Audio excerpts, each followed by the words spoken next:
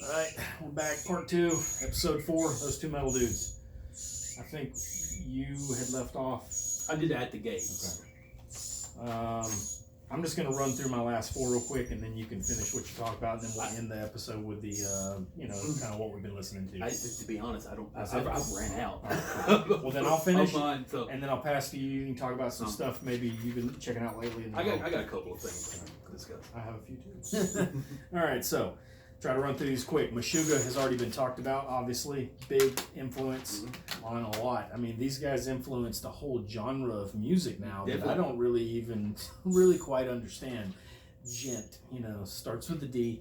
And it's funny because whoever coined that phrase a few years back is basically describing the sound of the guitars. Djent, djent, djent. Funny. So anyways, and I saw a band, the last concert I went to, the band Second Death that I talked about on one of the first episodes. Their guitar player plays an 8-string, and his social media handle is like @Meshuggah Jr. or something like that, and his nickname is DeJeremy. So I mean, this guy's like a Meshuggah worshiper. So yeah, and you have all these, like all the bands on like Sumerian Records and stuff are pretty much like, this is the holy grail of Meshuggah. So I mean, there's lots of great Meshuggah albums. This is not necessarily my favorite, or even maybe the most influential, but Chaos Fear is a great album. Nuclear Blast. This came out in 1998. Meshuggah started in 1987. He probably already mentioned that. That's their third full-length album. I think this is kind of their album where they started going in the noisy, really chaotic realm. Like their first couple albums were full of the odd time signatures, the jazz guitar riffs, the really intricate drumming. And it was we were listening to this today, me and my son, and I was describing how watching some of the drum cam videos of Meshuggah's drummer is amazing to watch, because it's literally his feet are doing something almost in a different rhythmic pattern and time signature than his hands. It's incredible. His double bass, both his feet are doing this crazy intricate pattern that's usually kind of going with the guitar riffs, and then the hands, the cymbals, hi-hats, the snare and everything are doing something completely different. I feel like bands like the Dillinger Escape Plan and Converge and some of these like really chaotic, mathy bands that came out doing the really crazy stuff and the odd time signatures and even Cephalic Carnage, they had to have taken some inspiration from Meshuggah, because Meshuggah was kind of the first band that was doing it. There's the first band I ever heard doing that, and I immediately was like, wow, this is awesome. It's like there's elements of thrash and groove metal, but with these crazy stop-start, syncopated, choppy, weird rhythms and crazy time signatures. The core of Jens Kidman on vocals and Frederick Thorndahl on guitar. Those are like the main guys that have been with the band. The drummer's been with them most of the way. I think he joined in '89, but those two have been with them since the beginning, and you hear it because the vocals have always been the signature, and the guitar riffs have always been the signature sound. In fact, Jen's vocals on their early stuff, their very beginning stuff, reminded me of James Hetfield from Metallica. Their very first album, I heard, and I was like, holy crap, this is like Metallica if they did like odd time signature stuff, like really out there. Crazy stuff. And you hear like the jazz and stuff anywhere. Anyway, Meshuggah, great. Next, Edge of Sanity, Crimson. This is kind of a one-man band. He had various different musicians in Sweden play specific instruments on some of his releases, but for the most part, it was one guy. He was the creator, wrote the music, was kind of the mastermind and the visionary behind this. Edge of Sanity was around from 1989 to 2003. Alongside Opeth, Edge of Sanity was kind of the first to mix like the death and black metal with prog rock. Edge of Sanity didn't really, in America especially, like in the more mainstream, like, conversations you have with metal people, this is not a band that's mentioned that often, whereas Opeth is kind of like, yeah, everybody knows who Opeth is, but Edge of Sanity, you need to check this album out. Any of the stuff that Dan Swano put out with Edge of Sanity is amazing, but this album is just epic. I mean, if you love the early Opeth stuff, you will definitely love this. I mean, on this album, he does the vocals, keyboards, piano, guitar, bass. pretty much all the strings and everything, and the vocals and the songwriting. But he plays drums and does everything. He played drums in Bloodbath, the Swedish supergroup with guys from Opeth, and Peter Tägtgren was the vocalist in Bloodbath for a while as well, and various people. This is the 5th album that he did. This came out in 1996. It's a concept album. It's one song, 40 minutes. So it's a one-track concept album that lasts 40 minutes. So basically there is almost every element of metal in this album, in this one track, that you could expect. You're going to hear elements of black metal, death metal, doom, thrash, progressive metal. It's all here. I mean, this dude is great. He's an amazing guitarist and a great singer. He is right up there with Michael Ackerfeld as a vocalist. He can do the low guttural stuff. He can do the high-pitched stuff. He can sing his tail off. He's a great singer. He engineered and or played on so many albums in Sweden that you just go to his Wikipedia page and there's 2 separate sections of what he's been a producer and an engineer on and what he's played on, and it's longer than Danny Trejo's film career. Just a few to mention that he's either engineered or had a hand in the studio work or played on, and or both. Bloodbath, Dark Funeral, Catatonia, Marduk, Nasum, his own band Nightingale, November's Doom, Opeth, Therion, and dozens and dozens more. Age of Sanity, Dan Swano, genius. Next, Arch Enemy. So I do have some stuff from the 90s. 1995 is when they started out. I'm sorry, this album is not from the 90s. I misspoke. But they started in 1995, featured members originally of Carcass, Merciful Fate, and Evermore. Their singer now is the former singer for The Agonist, which our old band Sciatica played with at the Muse in Nashville, and this singer was not very nice and friendly, so I don't really care for what they've done since she joined the band. I like their original singer, Angela. She was the first female vocalist that I ever really took notice of in extreme metal, because there were female singers in metal at the time or prior to her that either sang, or in some of the hardcore like Walls of Jericho and some of those bands, they would just scream. But she was the first I heard that just like, she was powerful and she was brutal, just as brutal as any male vocalist. And still, I don't care about the new singer. She's the hands down best vocalist for Arch Enemy. This is Wages of Sin, came out in 2001. This is their 4th full-length album. And enough said, great album. And last on my list of Swedish death metal, In Flames, from Gothenburg. 1990 is when they formed. This album is Colony. I believe In Flames is one of the big 4 of the Swedish death metal and melodic death metal from that region. If there was a such thing, in America we have the big 4 in thrash, and I think a lot of other regions of the world have big 4s in other genres, and In Flames definitely. The other 3, if you're wondering, and it's my opinion, At the Gates, Dark Tranquillity, and Soilwork. That would be the big 4. You could probably take Soilwork out or Dark Tranquillity and replace it with Opeth. Or we should. But that's kind of big 4 in some circles. They're, of course, already said, huge influence on early Killswitch Engage. This is their 4th full-length album, 1999, so I do have some older stuff. And that's going to conclude our discussion on Swedish death metal. If you're just seeing this second part, I'll make sure and label this part 2 so that this ending of the Swedish death metal conversation makes sense. So watch the first video. It'll be labeled part 1. Maybe it wasn't. No, it's just labeled episode 4. Anyway, we'll work on that later. I'm going to pass it off to Chris. He's going to talk about some stuff outside of the Swedish death metal discussion we just had, and maybe some stuff he's been listening to lately, or maybe that's all he's been listening to this week. Which a lot of it has. And then I'll tell you about a few things I've listened to.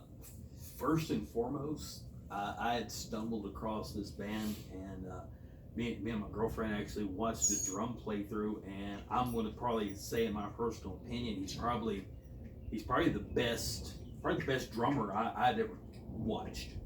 Other than, I could only compare him to if you took Braun and Danny Carey and you made him do death metal, and that's what he is. And the band's called Ulcerate. The album is Stare Blindly into Death. It's like a long thing. I'm sorry, y'all. I didn't have the whole. But it's like atmospheric death metal with. It's like they do like deathy, and then it's like clean solo, and drummers busy. A lot of just like hi-hat, tom work. I mean, like I would recommend like please go and look them up and watch him playing drum. That's what we watched, and then it was like I had to find the album. I mean, there's like an automatic like watch a few. It's like one of those where you just watch the guy and you're like, oh yeah, you know, like this. I'd never seen his legs. His legs were so fast it looks like he's sitting still when he's doing this, when he's blasting. But he'll go from blasting to very pretty tom work, simple. I mean, like I'd never seen anything quite like it as far as just being a busy drummer. If you like atmospheric death metal, technical death metal, I don't. They're kind of like their own little entity, you know. Probably one of these bands that will probably someday have their own genre labeled after them by their sound. But I went from that, and then I stumbled across the new Lamb of God and was totally shocked. I haven't heard it. I've heard really good things from a lot of people. Like the Scotty and from Anthrax has been raving. Oh wow! Because like we checked it out and was just like, whoa! Like Chris Adler being gone, there's nothing changed. This new cat that's jumped in. Yeah. I mean, I watched a live thing on YouTube, something from the Vans somewhere they were doing, and I didn't hear any difference. I watched a quarantine video they did. I watched that as well, and that's the same. It's the same aspect. Yeah, he's the real deal. I mean, they start doing the old stuff, and dude, just I mean, it's just you would like if you close your eyes, you would just think, oh well, it's just the original guys doing their thing, you know. But the new Lamb of God, it's heavy. I mean, I don't. Which I mean, all Lamb of God's heavy, but this newer stuff, it's I guess having just a sober Randy, and probably just maybe some of the other ones, you know, more. I don't know, but I remember watching the DVD, you know, like and watching them fist fight, and I think those days are long gone within the band. But it's weird seeing Randy with like long dreadlocks and but he's going for that Thomas Lindbergh. I see, and here we go, you know, and then you know it all kind of stems back, y'all. Because I think that Lamb of God was hugely influenced by the Swedish sound. That's a band we didn't really talk about being influenced, but I think. I mean, you take New American Gospel, yeah, you know, and Devin Townsend produced. I mean, you know. That and As the Palaces Burn. I mean, it's just I have a category on my phone where I have riff-tastic albums, and I go through and like just place things that are just like just riff. As the Palaces Burn is kind of up there, you know, but with doing our topics, I listen to a lot of what we're getting into. So everything that I mentioned, I listened to. Yeah. On top of trying to find various other things that would just listen to all these albums at least twice a piece this week. Because we sometimes I do come blindly, but a lot of what I do sit and will listen to whole albums, just so when we come and sit down, I kind of have a general idea. Is like, okay, I want to put this in the top and this blah blah blah, you know, kind of go down with it. But because a lot of in my truck is Destroy, Erase, Improve, and then sitting by myself, you know, be the ulcerate. And then when we were doing a topic, it was nothing but just In Flames at the Gates, and I mean, it was just so much. But the ulcerate and the new Lamb of God, I have been listening to other stuff, but I have to keep for the next, and then I come in and have something else because I don't want to waste myself on just one and then having to go and trying to find all this other, you know, stuff to go to. But I will pass it to Mike and let you get what you've been getting into. All right, so these first two, and this was totally coincidental that I mentioned these two as being influenced by that Swedish sound. These are two albums that Chris let me borrow last week. So when he mentions Ulcerator, a new band, it's truth. Listen to him. He knows what he's talking about. Never steers anyone wrong. And because both of these albums, Turbid North, Rogeny, and Gatecreeper Deserted, freaking awesome. I mean, I became instant fans as soon as I listened to these. I don't know which one I like better. I mean, they're both so good. They're both different. There's a lot of parts of Turbid North where I'm like, man, they're just, cool. Have the Gatecreeper. I'll just keep the Turbid North. I mean, wow. I don't know, man. Really, really good albums. Oh, thank you. And then I've got a hodgepodge of other stuff I've been listening to this week. I noticed Zayo. So I've got the Death Kids, okay, the Bleeding and Praying demos. This was there's a lot of people that just wrote these off as stupid, untalented kids, but when I listen to it, I'm like, I still can't do some of the stuff that these kids could do at age 10 and 12. The guitar player and vocalist, I think he was 10 at the time when they did their first demos. I mean, you look at him, he looks maybe a little older than my son. The drummer is 12 or 13, and then the dad of the drummer was the bass player. He looks like Glenn Benton from Deicide. The guitar player's shirt that says evil inside a pentagram, so raising them well, I guess. But they were from New York, very short-lived band. I think these demos came out in the 90s maybe, so these kids were probably slightly younger than I am now. They're probably in their mid to late 30s. It doesn't really have a lot of information on here, but it's pretty good. If you like old Deicide, maybe mixed with a little Morbid Angel, these kids were good. So I really don't know what they're doing now because this was a long time ago. But what happened is I had the cassette tape back in high school in the mid 90s. I'd get Metal Maniacs, and they'd always have these personal ad kind of things where you could write to bands, tape trade, order demo tapes from these underground bands that no one will ever hear of. And I remember the Death Kids having it. I think it was a free demo or something. You just write, and they'd send you a demo, or maybe it was a couple of bucks. It was on cassette tape, and I got the cassette tape demo, and I thought it was pretty cool. I was like, it's nothing groundbreaking. They weren't the greatest musicians, but they were preteens. So the fact that they were preteens playing ultra sacrilegious death metal, that's cool. Still pretty cool, and they weren't terrible at their instruments. So what happened is recently I was listening to that cassette tape, 15, 20, 25 years later, and my tape player ate it. And so I said, man, there's no way I could ever get this back because it's a demo tape, Well, lo and behold, I went to Discogs and somebody had one of these for sale on CD. So wow. I ordered it and probably paid way too much, but I paid the price of a CD, but hey, it's something cool and something underground. So there you go. Next on the list is the latest from Sworn Enemy, the brutal kings of New York metalcore. I love this band ever since Chris got me into them way back in the early mid 2000s when we were in Sciatica. Probably their first album. I don't remember, he burned me a CD or something of one of their first albums, and I loved it. And I've bought quite a few of their albums since. They're still putting out albums. Their singer's got this New York tough guy / hip hop kind of attitude, rap scream, but the music's super brutal. It's kind of I don't know, a more metal Earth Crisis kind of,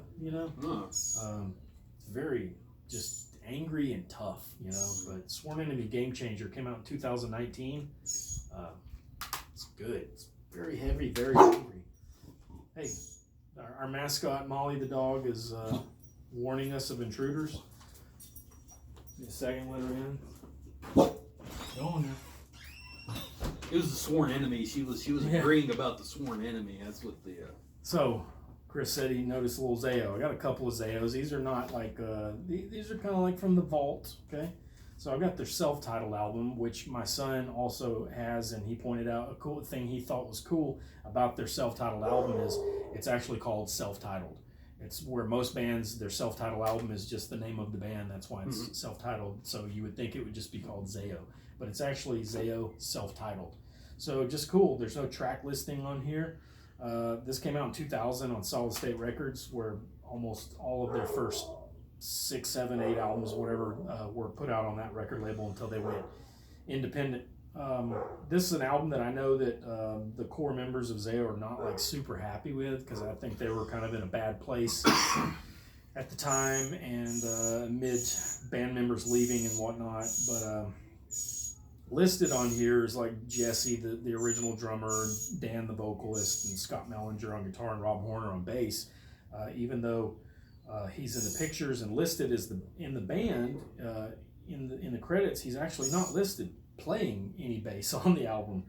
So I guess maybe he was in the band at the time or something. But it's actually got Jesse, the drummer, listed as doing all the bass guitars, and Scott Mellinger, the guitar player. But it's got some kind of like electronic elements. Like there's parts, like there's some samples, maybe some keyboard stuff in the background, some electronic drum elements. But so it's different, it's weird, it's kind of experimental, but I also think it's probably the heaviest album they ever put out. Like the vocals, Dan started doing some like deeper, growlier death metal type stuff. He still did his signature Carcass at the Gates, shrilly stuff, but there's some really fast double bass work on this album, and there's some of the heaviest songs that they ever wrote are on this album. It's a really good album. It's really heavy. I mean, it's really heavy and kind of weird.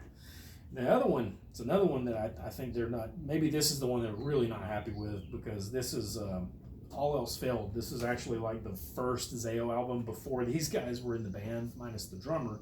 This is when they were more hardcore. Well, the lineup with Dan on vocals that everybody loves, the Carcass style vocals, they re-recorded the first Zao album with the lineup they had at the time, and basically made it more metal with Dan's signature vocals. The songs are the same, but they sound a lot heavier, because the original album with their first singer it sounded more hardcore, you know.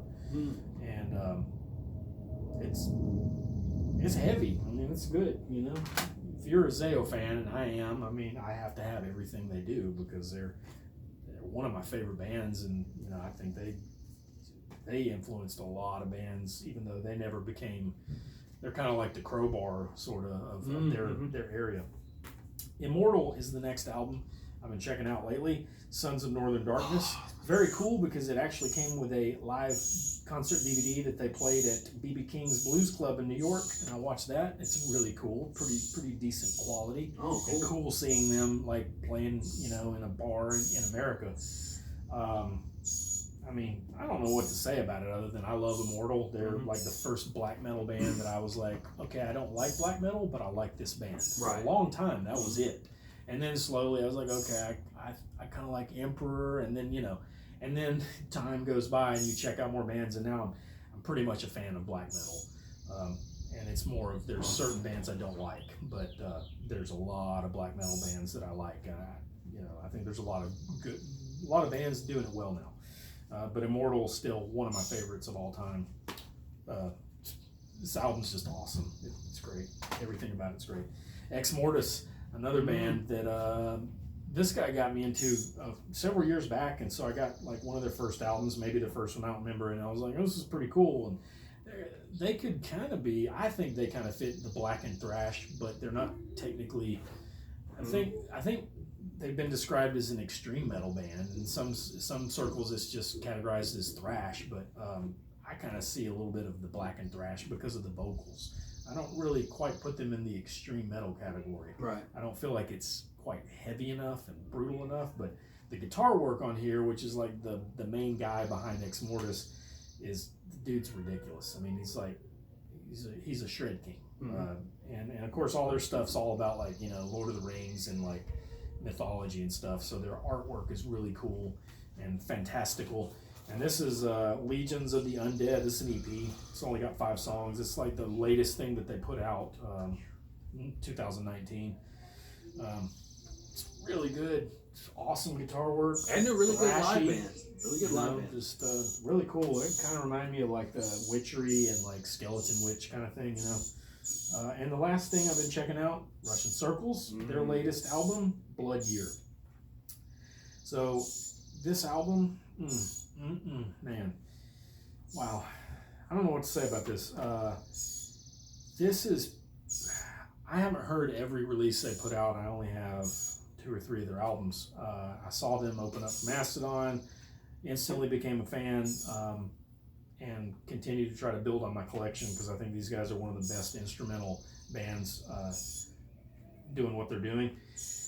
But this latest album, like I said, I can't reference it with some of their other albums that I haven't heard, but I feel like from what I've heard and what I own from Russian Circles, this has got to be the heaviest thing they've done. There's actually black metal stuff on here. They have no vocalists, so it's just all instrumental music, but literally there's a section in one of the songs on here, I haven't had a chance to listen to it enough to tell you which track it is, but there's a section in the middle of it where the drummer is doing blast beats and the guitar riff, it literally sounds like a black metal riff. If they had a black metal vocalist, I mean, it really kind of reminds me of that Death Heaven and the post-black metal, black gay stuff, because it still kind of has that indie, atmospheric, melodic, shoegazy, kind of element in the sort of in the background, if that makes sense. But when I heard that, I was like, holy crap, Russian Circle is playing blast beats.